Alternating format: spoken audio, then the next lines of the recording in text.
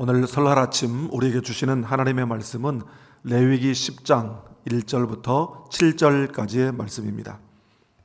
구약성경 159면에 있는 레위기 10장 1절부터 7절까지의 말씀을 제가 봉독합니다.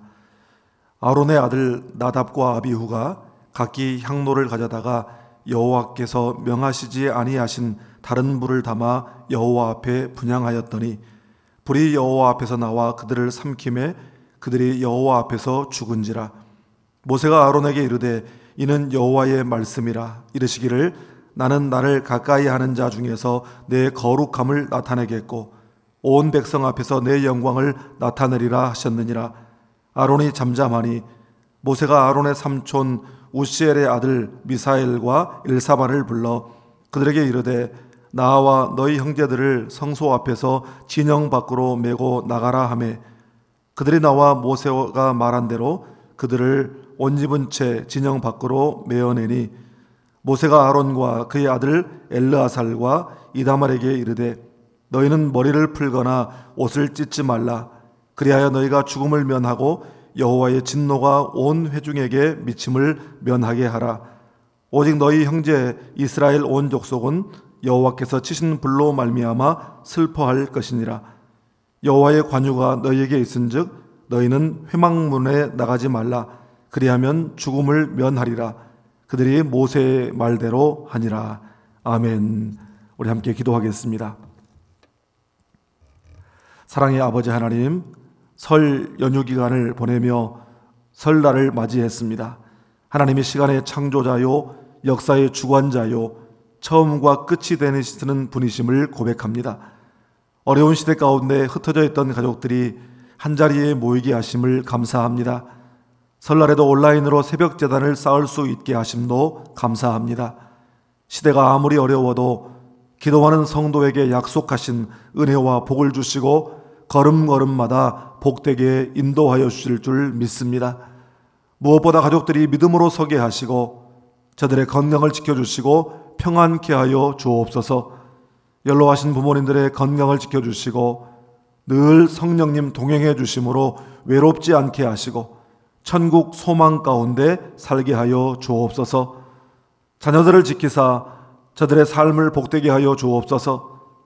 군에 입대한 자녀들을 늘 보호하시고 건강한 몸으로 군 복무를 잘 마치게 하시고 학업 중에 있는 자녀들에게 지혜를 주시고 비전을 주시고 좋은 학교로 인도하여 주옵소서.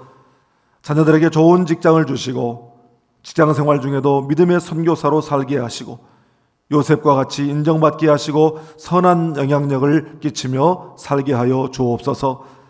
결혼 정년기에 있는 자녀들에게는 꼭 믿음의 배우자를 주시고 하나님을 주인으로 모시는 가정을 이루게 하여 주옵소서. 결혼한 가정에는 태문을 열어주시고 주님의 몸된 교회에 충성스러운 일꾼 되게 하여 주옵소서.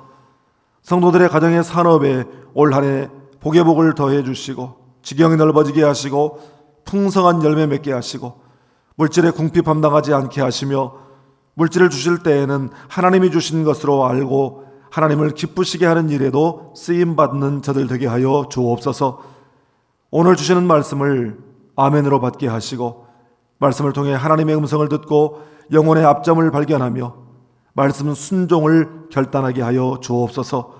예수님의 이름으로 기도드립니다. 아멘. 할렐루야. 네, 오늘 성경 통독 범위는 레위기 8장부터 9장까지입니다. 레위기 8장은 아론과 그의 네 아들들에 대한 제사장 위임식에 관한 말씀입니다. 9장은 아론과 그의 아들들이 행한 첫 제사의 임무에 대한 말씀입니다. 10장은 아론의 아들이자 제사장들인 이 나답과 아비후가 여호와께서 지정하신 불이 아닌 다른 불을 들이다가 죽게 되는 내용을 다루고 있습니다. 오늘 말씀은 아주 충격적인 사건에 대한 기록이죠. 이 대제사장인 아론의 두 아들 나답과 아비후가 여호와께서 명하시지 않은 불을 담아 분향하다가 하나님의 진노를 받아 죽임을 당하게 된 사건입니다. 오늘 말씀을 통해서 제사보다 예배보다 순종이 먼저임을 깨닫고 하나님의 거룩하심에 대한 존중이 우리의 예배의 마음이 될 수 있기를 주님의 이름으로 축복합니다. 먼저 오늘 본문 1절, 2절 말씀을 함께 읽겠습니다. 아론의 아들 나답과 아비후가 각기 향로를 가져다가 여호와께서 명하시지 아니하신 다른 불을 담아 여호와 앞에 분향하였더니 불이 여호와 앞에서 나와 그들을 삼킴에 그들이 여호와 앞에서 죽은지라. 레위기 16장 12절 말씀을 보면 분향단에 불을 붙이기 위해서는 반드시 그 번제단 위에 타고 있는 불을 사용할 것을 말씀하고 있습니다.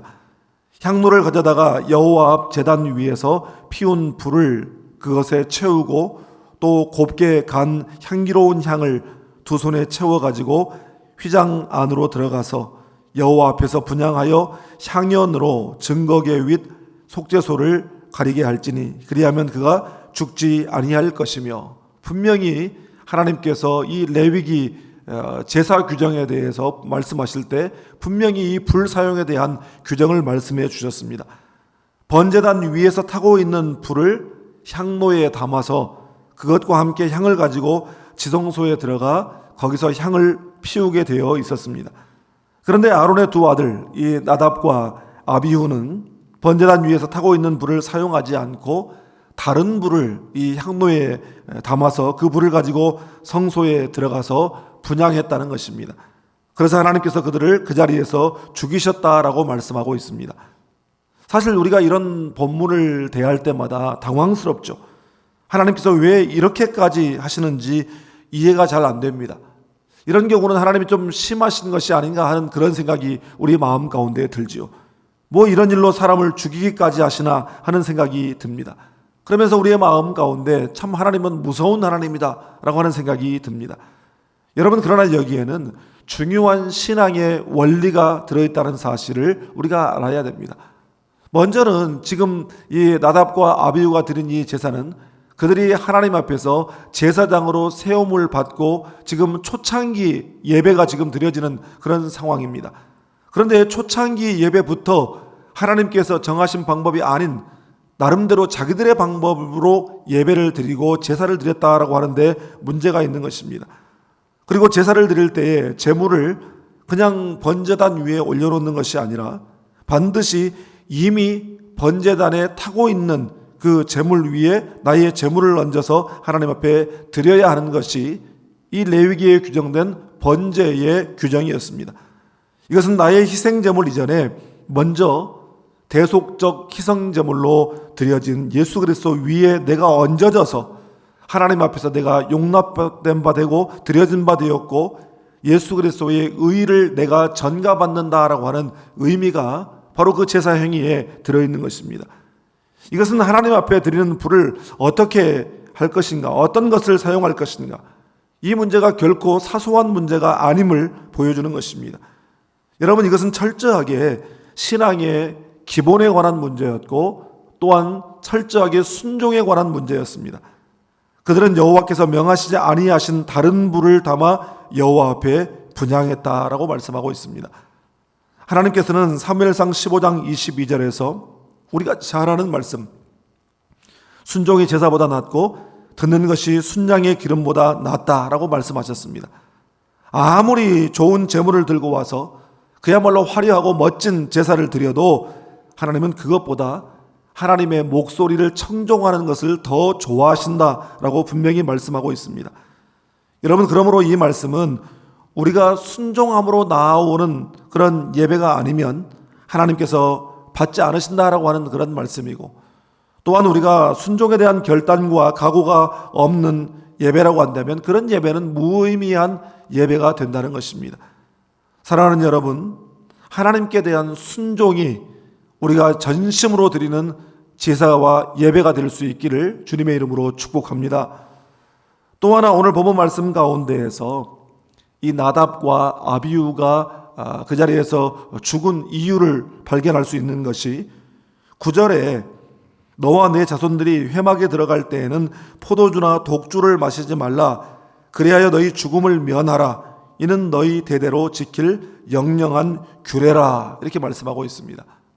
이 구절을 근거로 어떤 학자들은 이 나답과 아비후가 죽은 이유가 술을 마시고 들어가서 취한 상태에서 다른 불을 향로에 담아 드렸기 때문이다 라고 그렇게 해석하는 학자들도 있습니다. 나답과 아비후가 다른 불을 들여서 죽은 사건에 바로 이어서 이 구절이 이어지는 것을 보면 사실 전혀 무관하지는 않다고 봅니다. 다시 말해서 그들이 하나님 앞에 제사를 집례하는데 하나님 앞에 두렵고 떨리는 그 경외하는 마음으로 하지 않고 그냥 가볍게 술 한잔 마시고 들어가서 할 만큼 그렇게 하나님께 드리는 제사를 경홀히 여겼다라는 것입니다. 사랑하는 여러분, 우리가 예배하러 나올 때에 기쁨과 감격 가운데 하나님 앞에 나와야 됩니다. 그렇지만 그럼에도 불구하고 어떤 경우라도 하나님 앞에 드리는 그 예배를 가볍게 여겨서는 안 된다는 것입니다. 옛날에는 하나님 앞에 예배하러 나올 때 아무 옷이나 그냥 막 지저분한 옷, 냄새나는 옷 입고 예배당에 나오지 않았습니다. 또 예배당 안에서도 정말 시골 교회의 허름한 그런 예배당이라고 할지라도 그 강대상에 올려져 있는 강단을 굉장히 신성시했습니다. 물론 우리가 신앙생활하면서 이 율법주의적으로 형식주의적으로 거룩 이렇게 할 필요는 없지만 그럼에도 불구하고 하나님께서 계신 전 하나님의 임재가 있는 곳 하나님의 말씀이 선포되는 강단에 대한 경외심이 우리의 마음 가운데 있어야 된다는 것입니다. 하나님께서는 사무엘상 2장 30절에서 나를 존중히 여기는 자를 내가 존중히 여기고 나를 멸시하는 자를 내가 경멸하리라 말씀하셨습니다. 우리가 하나님 앞에 예배할 때마다 순종과 존중히 여기는 마음으로 나아가는 우리 모두가 될 수 있기를 주님의 이름으로 축복합니다. 다음으로 본문 3절 말씀을 함께 읽겠습니다. 모세가 아론에게 이르되 이는 여호와의 말씀이라. 이르시기를 나는 나를 가까이 하는 자 중에서 내 거룩함을 나타내겠고 온 백성 앞에서 내 영광을 나타내리라 하셨느니라. 아론이 잠잠하니. 하나님께서는 모세를 통해서 아론에게 모든 백성들 앞에서 하나님의 거룩함과 하나님의 영광을 나타내실 것이다 라고 말씀하고 있습니다. 하나님께서는 그 일을 위해서 아론과 그의 아들들을 제사장으로 세우신 것이죠. 하나님께서는 바로 그 일을 위해서 우리도 왕같은 제사장으로 삼아주신 줄 믿습니다. 즉 우리의 존재의 목적은 모든 사람과 모든 만물에게 하나님의 거룩하심과 하나님의 영광을 드러내는 것이라고 지금 말씀하는 것입니다. 그래서 고린도전서 10장 31절에서 이렇게 말씀하시죠. 그런즉 너희가 먹든지 마시든지 무엇을 하든지 다 하나님의 영광을 위하여 하라. 여러분, 단 한순간도 우리가 살아가는 목적, 우리의 존재 이유를 잊어버리지 않기를 바랍니다. 매 순간을 우리의 삶의 목적은 하나님께 영광을 돌리기 위한 그런 목적으로 살아가기를 바랍니다. 하나님께서 그런 우리를 지극히 존귀한 존재로 만들어 주실 줄 믿습니다. 우리가 가끔 우스갯소리로 그런 이야기를 하죠. 내가 복음이라고 하는 그런 농담을 합니다. 어떤 이야기를 했는데 그 이야기가 성경에 나오냐 물어보면 내가 보고 몇 장 몇 절이라고 이렇게 농담을 하죠. 성경에 없는 자기 주장이나 말을 두고 이런 내가 복음이라고 하는 표현을 씁니다. 여러분, 우리의 예배가 내 생각, 내 경험, 내 판단, 내 방법으로 하는 내가 복음 예배가 되지 않기를 바랍니다. 성경에 그 내가 복음 예배를 드리다가 그 낭패를 경험한 사람들이 얼마나 많습니까? 가인이 하나님 중심의 예배가 아니라 철저하게 자기 중심의 내가 복음 예배를 드리다가 그가 망했습니다. 사울 왕이 하나님 말씀대로 하나님 명령대로 예배드리지 않고 내 눈에 보이는 상황에 따라 내 맘대로 내가 복음의 예배를 드리다가 그가 망했습니다. 사무엘하 6장에 보면 다윗이 하나님의 법궤를 다윗성으로 모셔오는 그런 장면이 나오죠.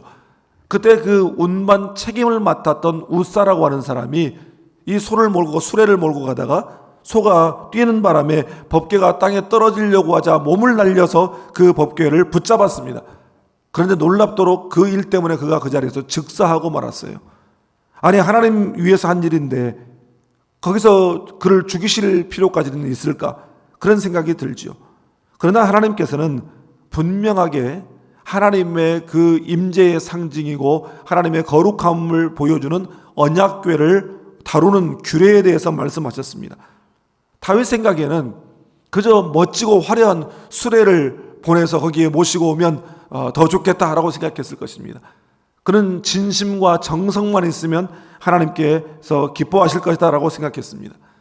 여러분, 그러나 반드시 하나님께서 정하신 방식, 하나님의 말씀대로 해야만 하나님께서 그것을 기뻐 받으시는 줄 믿습니다. 사랑하는 여러분, 오늘날 이 말씀 앞에서 오늘날 교회에서 행해지고 드려지고 있는 다른 불의 예배는 없는지, 또한 내 개인적으로 내가 행하고 있는 내가 복음의 예배는 없는지 여러분 그것들을 돌아볼 수 있기를 바랍니다.